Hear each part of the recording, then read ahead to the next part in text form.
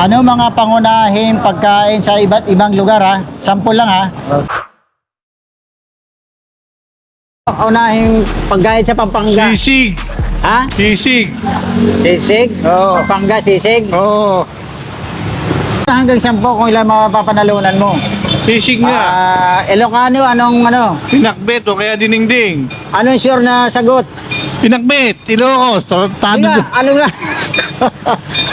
Pinakbet. Sure ka? O kaya ano? Hindi ka raw babago? Bagnet. Mga ganon. Sigurado ka? Oo. O sige. Sa Samar, anong pangunahing pagkain sa Samar? Mga inasal.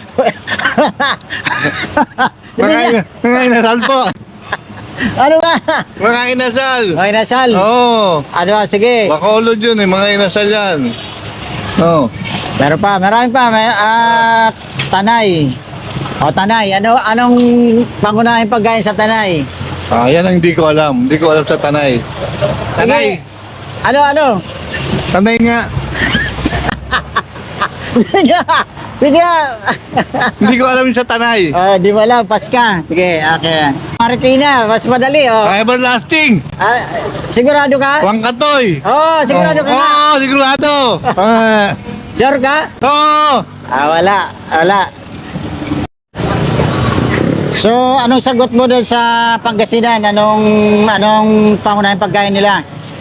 Depende nga kasi Pampanga pala, Pampanga. sisig. Sisig. Oo. So, meron ka, nanalo ka ng isa. Okay. Good yan. Good. So, tama sagot niya yung yung Pampanga, di ba? Yan, may 50 pesos ka. Ano pang kanina tanong ko sa iyo, di ba? Bisaya, wala. Hindi, Bisaya, mga laswa. Mali ang sagot mo, kaya tapos wala, isa lang na sagot mo eh. Puti sa Marikina, ano? Wala. Everlasting. Marikina. Wangkatoy. Tapsilog.